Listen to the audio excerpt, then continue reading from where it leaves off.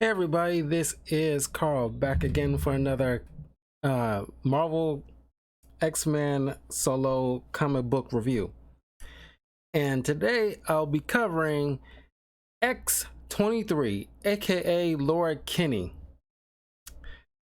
I just put a post on my Twitter, which you can follow me on my Twitter channel at Talkative Carl. And of course, if you haven't already, please like and subscribe, hit the notification bell to youtube.com/talkativecarl. Links are in the description, along with my Patreon and Twitch. And I posted because as I was reading through this, given like the art that I was looking at, I couldn't help get the feel that when the MCU eventually brings in the X-Men and hopefully eventually X-23, there's two actresses that immediately came to mind that like I thought make a great fit for a grown-up live-action X-23.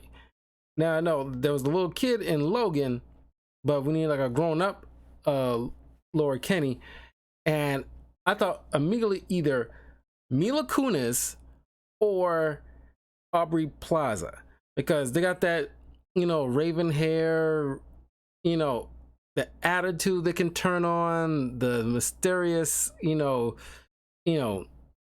just edgelord thing they got going on. They will be like the right height, and he's got like the kind of build. Sure, they can probably like in MCU known to like make sure like their actors more or less, work out for the role, but by and large, I think that they have like the right build for X-23.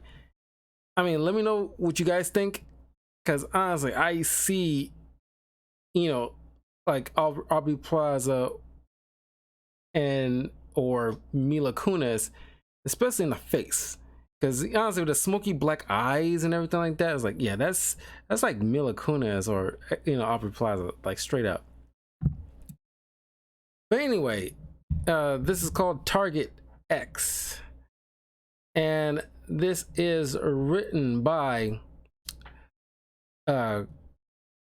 Christopher Yost and Craig Kyle, who is the ones responsible for creating X-23.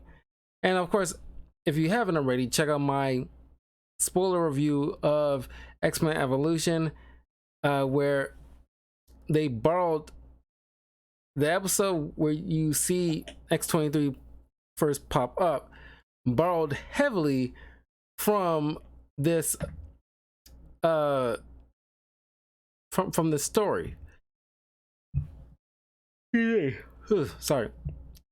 And also, there was a line of dialogue that I did not even know, because if you play Marvel vs. Capcom 3, there's a line where X-23 says, I already know 23 different ways to beat you, something like that. That line is in this story. And I'm like, oh my God, that, deep cut. Because this is my first time me reading. I read stuff with X-23 in it, but I never read her own solo thing before. And this has technically been my first time. And she's a dope character. Now, I don't really need to go over that much with X-23 powers. It's pretty much the same thing as Wolverine's. Superhuman healing, senses, stamina, reflexes, agility, of course the bone claws, but then eventually it's coated with adamantium. Psychic defenses, prevent like psychic probes, but she also has an expertise in covert ops, tracking, master martial artist, acrobat, multilingual, speak in English, French, and Japanese, and Russian, which, given Mila Kunis' heritage, makes sense. That she can easily be cast as, X-23 because she speaks very fluent Russian. Gifted intellect, ability to quickly process multiple information streams, threat assessment, and rapidly respond to changing tactical situations, being able to produce precise odds in different situations. Additionally, Laura has been stated to have a photographic memory. Weaknesses: powerful energy blast. Injuries such as being hit with blasts of energy from Nimrod that caused her to age and can't be healed. If she has been hit with it again, she most likely would have died. Self-harm. Muramasa blade, the only sword that's able to cut at a molecular level, which prevents people with superhuman healing capabilities to not heal. And in order to bypass that, Laura had to like cut around the wound so her natural body unaffected could heal, over that. And of course, she can easily be subdued by heavy dose of tranquilizers. So yeah, quick and easy to the point with the powers. Anyway, this is kind of sort of like X-20, not kind of, this is definitely X-23's kind of origin story. So she is being trained in the facility to be as deadly as Wolverine. Now, of course, this is kind of like a what do you call it? The offshoot of the Weapon X program, where you got these three scientists. One named Sarah, who took a liking to Laura, and there was the director named Martin Sutter, and then Xander Rice. Xander Rice is a piece of work because he has like a complete grudge, not only against music, but Wolverine and X-23 more especially, because his father was a part of the original Weapon X program, and when Logan got his bones coated with adamantium, and he at the point when he was breaking out, he was killing a lot of people in a berserker rage, and he was the one who killed Rice's father in the process, which gave him like the grudge against X-23, who's just by extension Wolverine. But Sarah, because they've been trying on multiple occasions trying to clone Wolverine, but the only shred of DNA they have left of him didn't have any like Y chromosomes. So Sarah got the idea to, okay, we'll just make a female clone, and she used her own DNA. She carried the baby, and she birthed, Laura. She named her Laura, and so this is, in a way, like the lineage of Laura and the lineage of Sarah and Logan. So, as she might try to give Laura some semblance of, positive, like reinforcement, some like semblance of something to anchor her to humanity. Sutter and Rice were just want to build a weapon, and so they put her through like rigorous torture and all this training. It's like, you gotta be, they trying to make her as deadly as Wolverine. In some cases, she is slightly better than Wolverine, as shown as towards the tail end of the adventure, where she's trying to take her frustrations out on Logan. But she had like an upper hand and knew how to expertly like weaken him. he wasn't really trying. If Wolverine really, was trying, because he's, been at this for such a long time, if he really wanted to try, he would probably take out Laura. Even though these two people have like, superhuman healing. The only way you deal with somebody with like advanced healing powers is cut off the head and toss it somewhere very far away until eventually like the brain, who can't like send that signal to the body to heal itself, kind of like is a moot point. But since their bones are coated with adamantium, you can't cut off the heads, which brings up a point, which is like my first kind of mark against this story, dealing with a facsimile of that happens here, which I'll get into soon. But I'm digging the art in this, and the writing is tight, very good. Right now, this the venture we're on. X-23 is recalling that and telling this story to, we find out later, it will be Captain America and Matt Murdock, who's interrogating her about these past, murders that X-23 is in the center of. But we'll get to that soon. So, even though she didn't match up perfectly to what was seen with Wolverine years ago, she still like, found her own way of doling out the punishment towards the targets.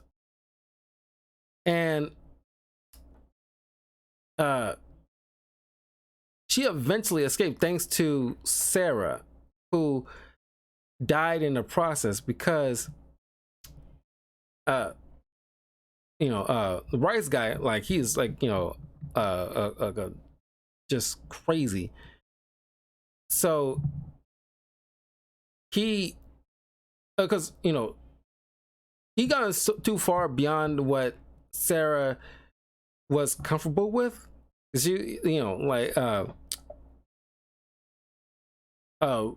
Rice wanted to pretty much take over. So he ends up having Laura. It's not in the story, but it's in part of her origin story. He eventually has Laura killed, like the director, so he can like kind of run things the way he wants to.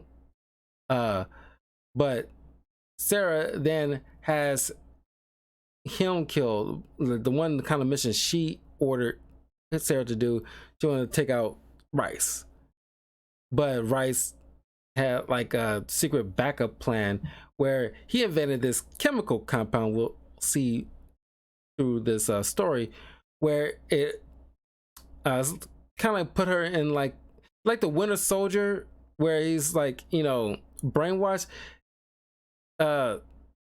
This chemical compound essentially does that, where it triggers her berserker rage in a way where she like sees that chemical, and wherever it's attached to, she just attacks until it's lifeless. And he somehow got that compound on Sarah, and once Laura sniffs it, that aroma, she ends up killing her own mother figure, or mother. And once she snaps out of it, she's distraught, but she realized she got to keep on the move, because now it's like other soldiers from this facility is going to be looking after, looking for her. So she ends up running away, and shows up on the doorstep to Sarah's in San Francisco, to Sarah's sister. What's her doggone name? Debbie. And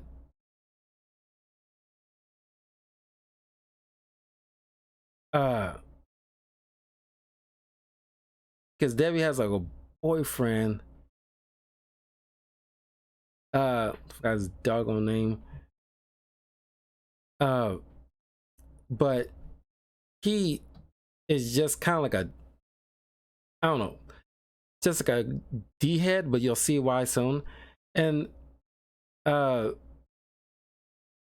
uh, Debbie has a daughter named Megan. Now, it's unclear if Megan is related to the guy.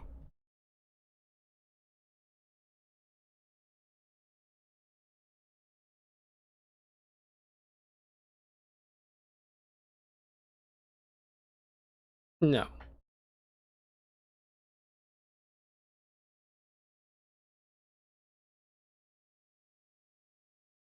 Uh, let's see if she ever comes back.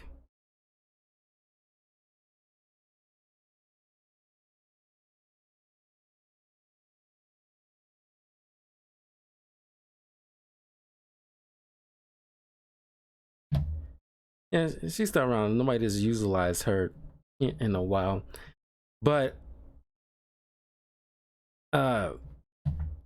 she, Laura shows up at their doorstep, and this family already is going through like a bit of like tension in their own right, because Megan's dressing, obviously, I want to say trying to get attention. This kind of reminds me of how like most of the girls in X-Men Evolution was dressing, which is kind of like early 2000s goth attire, which I'm really digging. And the hair is like, we're really bringing all that on point. I'm like really digging this look on her. Hey Valve. And Megan's going through a bit of like a crisis herself. She's like, excuse me. She's,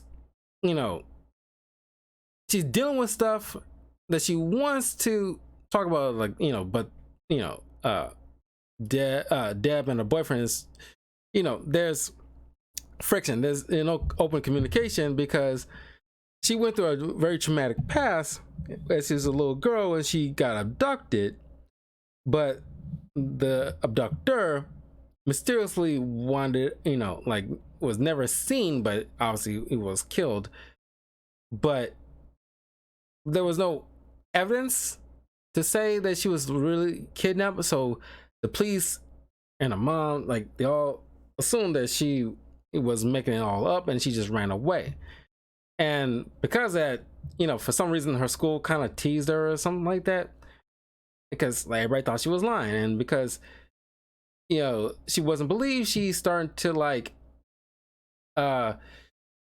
make drastic changes to her appearance and get kind of standoffish attitudes. She's not really like, I won't say applying herself in school, but it's just like she's not like on the honor roll or anything like that either.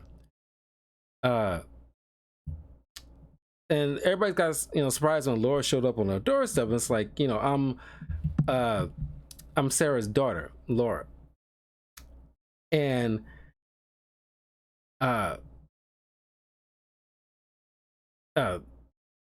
of course the boyfriend freaks out for some reason. It's like, what is she doing here? Like, what's going on? But Deb was like welcoming him in open arms, getting like Megan to try to settle her in.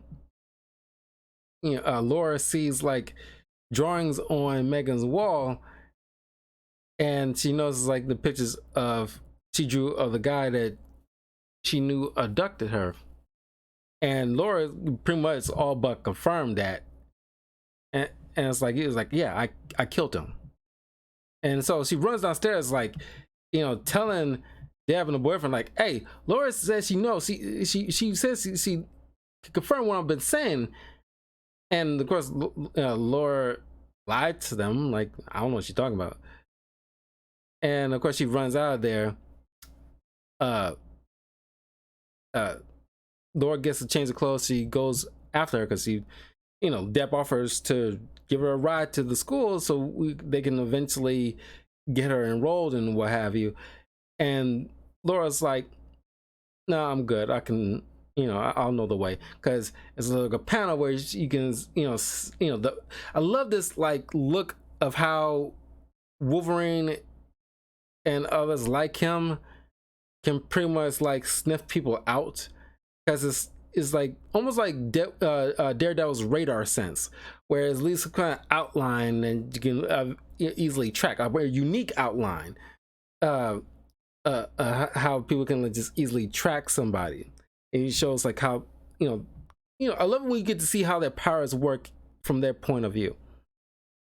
Um, so uh, like I said, you learn that she's telling the story to Cap and Matt, who by this point in time, most superhero communities know Matt Murdock as Daredevil.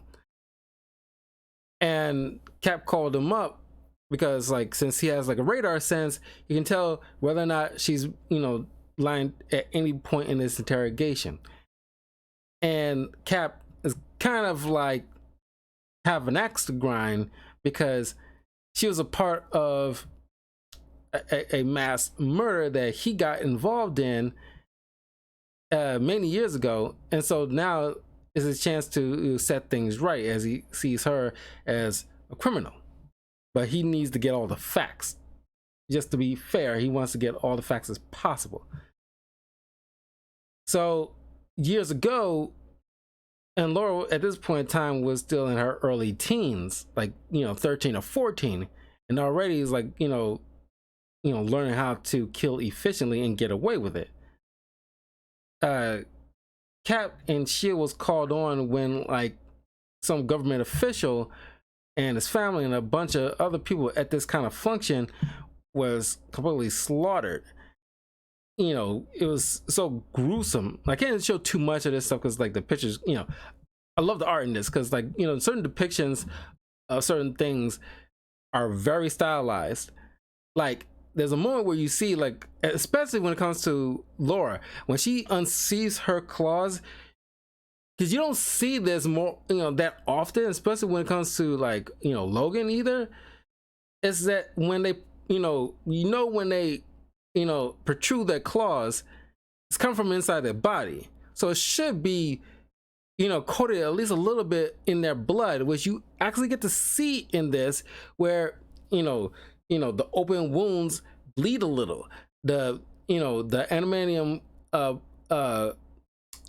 metal is coated a little bit, at least a little bit, in her own blood because it came from her body. I like that attention to detail. That really scream volumes to me as far as like the attention to detail in this illustration is remarkable. Is high praise, because I don't get to see that in any other case. When it comes to X-23 or Wolverine, or even Daken.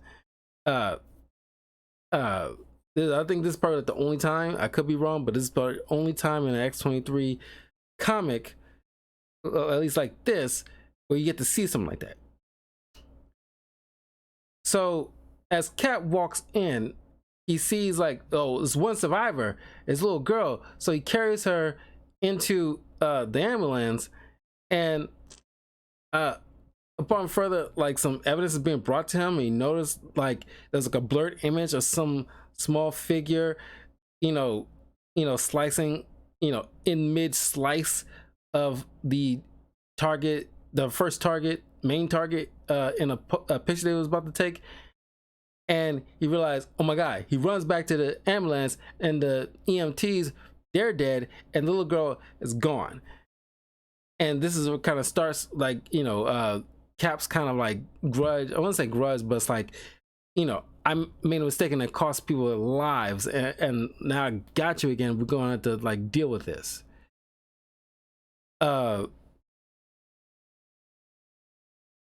So Laura and Megan have like a little sit down and wondering like why you like did not tell them the truth. Like, what was up with that? And Laura just explains to her like, well, I didn't know they like not knew. I thought it was pretty much out in the open. But if I knew that, I wouldn't even said nothing in the first place, because Megan got kidnapped by a legit like a serial killer. And when Sarah found out, she secretly dispatched Laura to go find her and take out this guy, and which she did. And Laura and Megan was found safe, but there was no evidence left behind thanks to the efficiency of the way Laura, takes somebody out, there was no evidence. So leads to everybody else on the outside looking in to think like, oh, Megan made all that up and she just ran away. So Laura and Megan goes to her school. And of course, everybody's making fun of them because of their outfits, because like at the time being goth was kind of weird and everything like that. I love the goth look. Even because I grew up, in the 90s, and like a lot of movies and TV shows have that kind of like that goth, look, aesthetic, early 2000s kind of outfits. That just was like the attire, and like I had some appreciation of it. And when I see a girl in like that kind of goth kind of look, it I find it very attractive.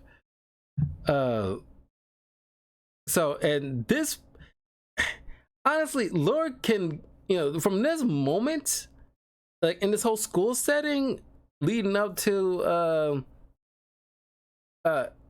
issue 5 and 6, at least from this little brief moment, I get very Terminator vibes from Laura, because she does and she doesn't when it comes to picks up on social cues.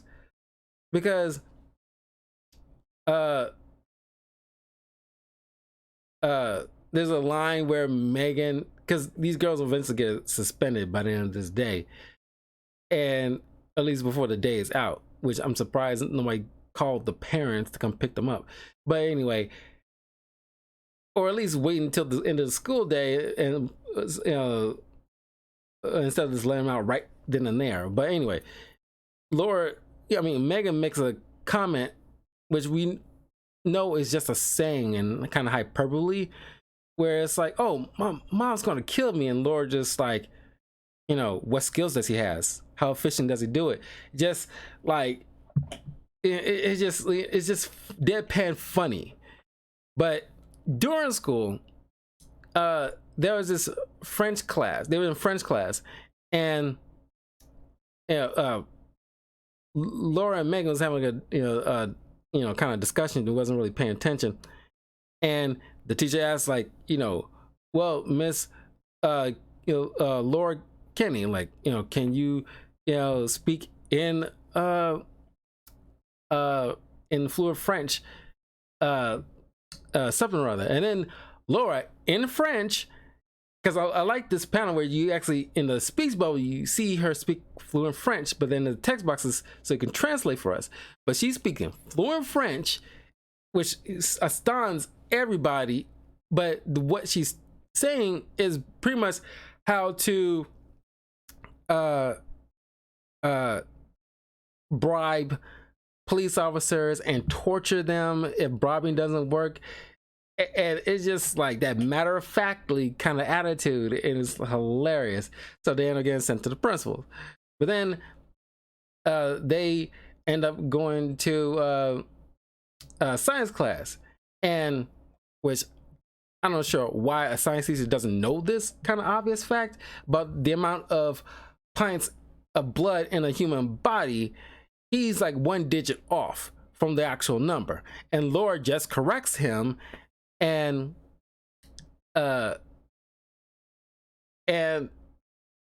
she goes off about that whole line about like I mentioned earlier that you get from Marvel vs. Capcom 3, but it was like there's 23 ways to take somebody out. Was it 23? I'm pretty sure. Yeah, 26. I'm sorry. There's 26 ways of eliminating somebody. Some of which are doesn't have to be physical, where it could be like poison, suffocation, and it's like she's going through this whole diatribe on how to efficiently take somebody out. And it all stems from how many liters of blood is in the human body, and it's like it's so freaking funny. And they once again get sent to the principal's office, and the principal is just shouting at these two girls about like there's going this whole thing, and then uh, she's and the principal was like, "Did you two even hear what I just said?" And then Laura, just in a matter of factly kind of way, because she's not picking up on kind of like social cues like that, because this whole pseudo weapon X training she'd been through in her younger years kind of emotionally stunted her a little bit. So she has no, but she eventually get past that and adapt to like social norms eventually. But at this point in time, she doesn't understand, so she just takes it kind of literal. And so she, because she has like very good memory, she repeats exactly what this woman said the moment she started speaking, in the past like a couple of minutes, and she speaks back to back, word for word, everything she says in the loud tone in the exact same way as the principal was delivering. And they end up getting these two suspended. And I thought that was so freaking funny, because let's just say, get like kind of Terminator vibes, because it's like he takes, he'll take things kind of literal, but he doesn't like the human factor about it, which the Terminator kind of eventually learns in kind of like T2. And this is kind of like, I see like Laura give me those kind of same vibes. So since Laura has like disposable money from like the cash that Sarah stole from the facility, she use that to like kind of like have like spare like cash lying around, so for disposable thing stuff, so in case she has to do whatever, she decides to she and Laura not only takes the principal's car, but then goes out on kind of like a fun little excursion to the amusement parks, movies, out shopping. And I love like just the Laura's look, where she just enjoying like a scary movie, and she just totally into it, while like everybody else is grimacing, because it's clearly a horror film. Everybody just grimacing, closing their eyes, and she just so like engaged, because like this is not the worst thing she ever seen. She probably laughed at how ridiculous this whole horror movie is, and she just sipping her drink, and she just like, so I laugh. It's just no words being said. It is just like the kudos to the art in this. It was so freaking funny. And to go to the art museum and everything, it's just like, probably she's probably getting a lot out of this, she's just not expressing it, but it's probably the most fun she ever had in her entire life, and I'm just enjoying it by osmosis for her, because you see like the whole horror. If you read this, which I highly recommend you guys read, X-23 Target, or Target X, I think, and just like know the horrific things that she went through as a child, and just to experience things like a museum and the movies and amusement park, kids stuff, or just fun things in general that normal people do, and you just feel so happy for her. But then of course she tells Matt and Cap about the horrific stuff she had to go through as a child. Even she brings up about her handler named Kimura, and Kimura is kind of like X-23's Sabretooth, only her powers isn't mutant based. She was it's kind of bioengineered. She has indestructible skin. It's almost like Luke Cage in a way, but she's kind of have that same sadistic quality as Sabretooth. And she was like raised by Rice, who hated mutants with a passion, and more specifically Wolverine kind of instilled that into her. So now she just has like or horrendous kind of way of treating people, but more especially Laura, where is kind of like a counter to Laura. She's her indestructible skin is so uh dense, is the fact that her adamantium claws cannot penetrate it, and so she has a you know a bit of super strength, at least you know at least enough to the point where she can probably throw hands with Captain America. She's not like lifting cars like Spider-Man or anything like that. But she also can kind of sort of have intangibility as well, but like you might see that in maybe one panel, but she doesn't really utilize that in full display if she has that kind of capabilities. But she anytime Laura fails to do a job or she disobeys in any kind of way, she is sent to Kimura to just brutally punish her. This is it's just, and she also gets verbally abused, where it's just like keep being called like a monster or an animal or an experiment or whatever.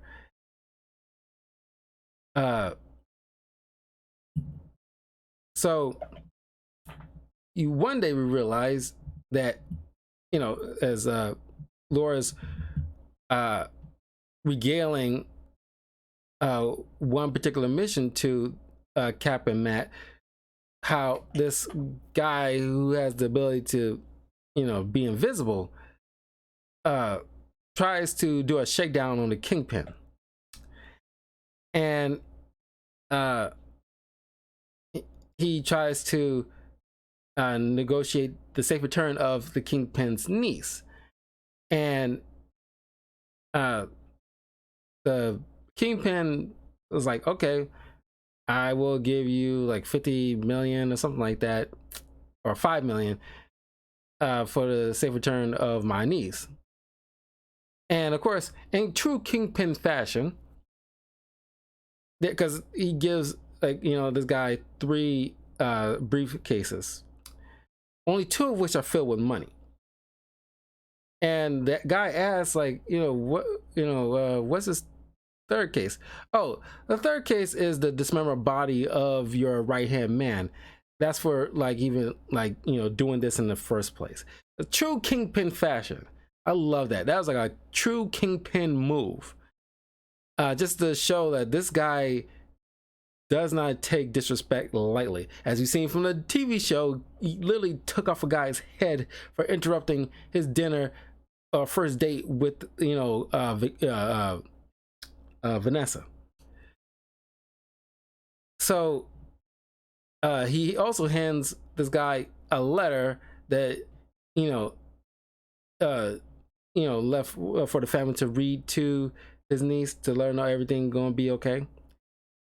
And so you see in like the this guy's hideout, he's about to read this girl this letter, but it's actually filled with this this same chemical, and it turns out that Kimber doesn't have a niece. This is all a complete setup. I forget how this, because clearly like it was found out like this guy somehow thought Kingpin had a niece, and so maybe it's the fact that he tried to shake the Kingpin down in the first place, but Kingpin could easily have just said like, I don't have a niece or whatever. Like he did something extra, probably broke into one of his facilities or whatever just to supposedly kidnap this supposed niece. But it was all like in kind of like an orchestrated thing by Rice to show Kingpin. Yeah, it was to show Kingpin, because it's kind of like in the first Deadpool movie with like Ajax, where it's like he's want to make super slaves. Pretty much Rice is trying to essentially do that with X-23, whereas sell her off to the highest bidder, and to show off to Kingpin how efficient this girl is. So they kind of fake this whole entire orchestrate this kind of thing to make it seem like he had a niece and this guy took the bait, and Kingpin told Rice like, I want his head You can keep the money, but I want this guy's head for even daring to do what he did. So of course, this is X-23, not a supposed niece. She sniffs him out, despite him being invisible. She sniffs him out. I think she can easily sniff him out regardless of his invisibility. But she pretty much gutted this guy.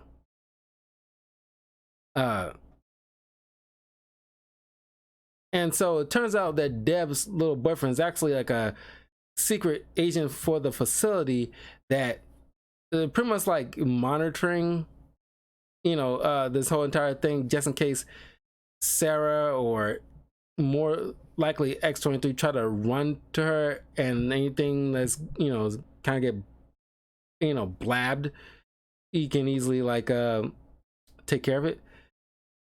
So he gets this compound and tries to put it into Deb's tea because she wasn't feeling well. And as Laura and Megan is about to come home because she was able to pick up some medicine for her mom, and she had to rush home first because she left her wallet. Not left her wallet, but she, because Laura had extra disposable cash, so she borrowed, says, "Can I borrow some money for this medicine?" So they rush home, and Megan's bursting in the door, knocking the tea set all over this guy, and the entire compound is literally splattered on both of them. And Laura sniffs it out, and then she already explained to Megan that they, as well as explained to like Matt and Cap, like this solution, if it's on anybody and I sniff it, I go into like a blood rage, and I cannot stop until the target is down. So she sniffs it, and it's like a horror. It's like you can play, Wolverine and X-23 like horror movie slasher villains, because she just like goes ham. She guts the agent, and Megan runs upstairs to try to get her mom, and with some awesome quick thinking, she runs the shower, and like, because there's no way out, and no matter how far they run, eventually Laura was going to track them down and just kill them immediately. Nothing was going to stop her. So with some quick thinking, Megan turn on the shower and like soaks her and her mother in the water, dispelling the chemicals that's on them. And then she's Laura's out of the blood rage, but she realized that the facility is here now because the guy failed his mission, and now it's being led by Kimura, because since Rice is dead now, she's like running things, and at least seemingly might be running things. It might be like some other X factors here, no pun intended, but all intents and purposes, Kimura is running things. So she sent like some soldiers in there. Laura hides Megan and Deb in the basement until she, takes out the soldiers, which kind of reminds me of X-Men Origins Wolverine game, where you just like brutally efficiently taking guys out stealthily. It was so awesome. Here's like the panels where like it shows like a young Laura and Kimura, and how just crazy this girl is. And it's just like X-23's claws ain't doing squat, but it is a way to take this woman down, which she has been taken down in like other Marvel comics, where it's like, just like with Luke Cage, you can still suffocate them or kill them from the inside out, because their insides are not indestructible.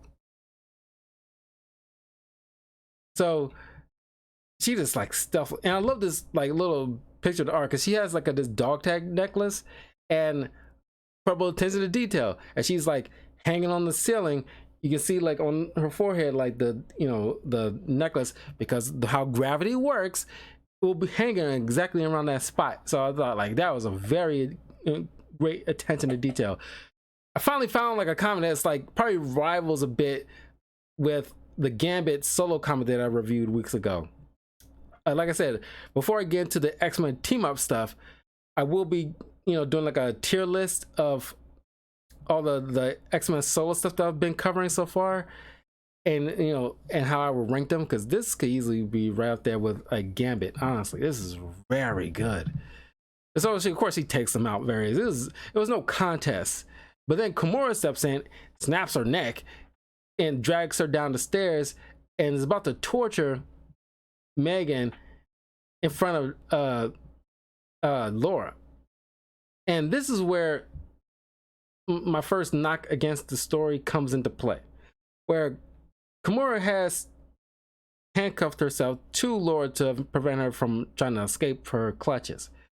And Laura, in order to get out of that situation and stop Kimura, at least temporarily, she cuts off her own hand to release herself from the handcuffs. And this is where it make no sense, because at this point in time she has adamantium skeleton. She should not be able to cut off her hand, because she eventually gets her hand back up and reattaches it, but it should not even been cut off in the first place. She has adamantium laced skeleton. Even other adamantium cannot cut through adamantium, especially when it's hardened. So that right there didn't make any sense to me. But she managed to get loose. Earlier she cut open like a pipe with some gas being let out. She allows Megan and to take Deb upstairs and grab her duffel bag, and she lights up one of the exposed like light bulbs, and it causes like this big gas explosion. And of course, Megan, Laura, and Deb managed to get away throughout that fiasco. And of course, Kimura obviously didn't die, but she definitely got stalled for a while. But eventually she had to give up the pursuit right away, because S.H.I.E.L.D. eventually showed up. And that's where Laura gets on the road with Deb and Megan, try to get them to the Canadian border and tell them some set of instructions so they can avoid, at least about a month, so that way eventually Kimura will lose interest and eventually lose track of you, because he's only focused on me. So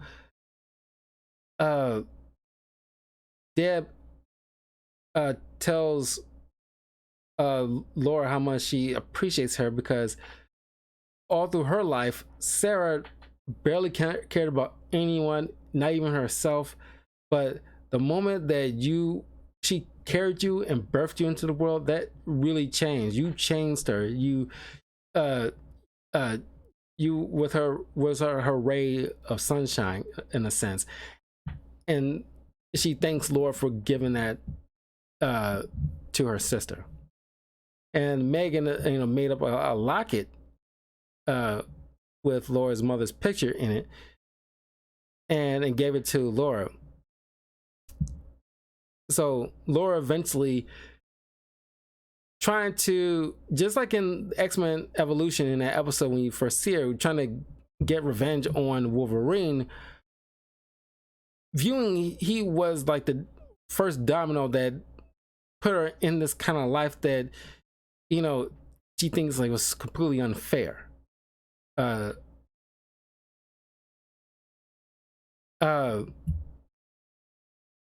of course she eventually was like, you see her just outside.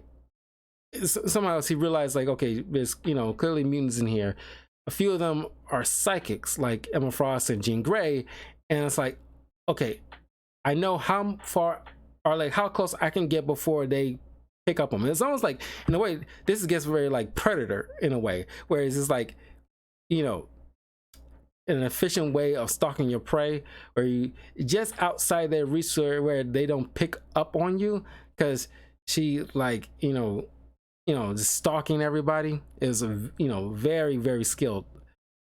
And eventually she sees Logan, and of course Logan picks her up, but I think it was on purpose, where it's like, I just need to get close enough so he can pick up on me, but not anybody else, because this is between me and him. So this is where to get the locket and say their goodbyes. I love the art in this. It's fantastic. But eventually, and the costume in here is pretty much based off like the Bryan Singer X-Men movies with all black, but they still added a bit of color with the X logos. But see, went to fight with Logan, and of course he's not really fighting back, but he's like still like not gonna be a pushover either, because after a minute, he tells her like from this moment forward, your choice is yours, your life is yours, but what happened to you prior to this moment was not your fault. Nobody should have ever gone through the same mess as I went through, and you were just a kid, and that was not fair. I'm sorry. I got this letter from your mom telling me about you. If I knew, pretty much like, I wish I could have been there and done something to save you. I don't know why in the letter you didn't bother to send to. If you're going to send some kind of message to Logan, you could have just said like, hey, can you come by at this facility and help me and our daughter out? But then Shield shows up, and Logan's trying to get her to go run away, but Laura's taken down by Captain America. And this leads into, it's kind of very Christopher Nolan, where time's kind of out of place. Now you're in the present day, what led up to this moment, where Cap brings in Daredevil to help with the interrogation, so that way you figure out, okay, is she's lying to me or not, so we can get the root to this problem. And so Matt completely sympathizes and understands, like, okay, I don't think we should deliver her to Shield or any authority whatsoever, because this letter written by Sarah states all the parties involved weren't innocent. They were all like has something to do with this facility and was extensively done to Laura. She's as much a victim as anybody else, and I don't think she should be like punished for that. And Shield is going to use her as a weapon, and Cap, of course, like, I don't like Cap in this, at least until like the final end, where he just like kind of in his feelings, given the fact that he failed that whole entire auditorium full of people that was murdered by this little girl at that time. And so he felt like he failed, and he's now got his hands on her again, and he's like, no, I'm not gonna let her run away. She's gonna be brought to justice. He killed a lot of people. And so, despite Matt's protest, he takes her and was personally driving her to a Shield base. But then, of course, Cap had a complete change of heart, realizing what Matt says is on point, where it's like, I know the right thing to do is to bring you in so you can face justice. But is it really justice, given the fact that you were born into this and have zero control, and the fact that even if you failed or even protested, you were brutally punished. You was pretty much like truly abused, even though people kind of throw that word around every willy-nilly, but this is like real abuse. This is a real trauma. This is like a really effed up stuff that X-23 had went through, and almost to the same degree as Logan had experienced. probably even, I argue, probably worse than even Logan ever went through. It was horrific what she been through, and Cap is starting to realize that, where it's like, I'm just gonna be handing you to another group of people that's gonna just abuse you in a different way for supposedly righteous reasons, but you're just gonna be another weapon to them. And so he puts her on a Greyhound bus to New York, and I thought they were in New York already, to meet up with Logan, which I thought they probably had Logan in their custody too, but I guess not. And I don't see why Logan ain't already trying to beat down their doorway, trying to get Laura back in his, in his hands. But Cap, recognizes that she is a victim. She doesn't deserve it. She, from this moment forward, your choices are yours. So you do moving forward, you try to do the right thing. And she's on the bus ride reading this, on the bus ride to New York, reading this letter left by her mother, and tears were in her eyes, knowing how much Sarah loves Laura. So yeah, that's pretty much X-23, essentially, her origins. X-23 Target X. And I really love this. This is really good. All aside from things like cutting off her hand, even though she shouldn't be able to cut clean through it, given the adamantium bones, and the clarity of which how Kingpin and Rice orchestrated, X-23 to be used as a proxy in order to show how efficient she is as a killing machine. I wish there was a little bit more clarity to that. And I wish they didn't kind of ruin, like, I wouldn't say they ruined Captain America's image or even threw him under the bus, but it just seems like up until like the last couple of pages, Cap isn't behaving like Cap. Cap will be a little bit from the jump understanding once he hears at least halfway through Laura's story about what she's been through, but he seems like really gung-ho about turning her in, and while realizing the gray areas is not as black and white as he liked it to be. It's super more complicated than that. And but it kind of redeemed him in the end, so it can't really begrudge too much. But still though, they kind of really really kind of threw Captain America's kind of view, like, image under the bus slightly. But anyway, that was X-23.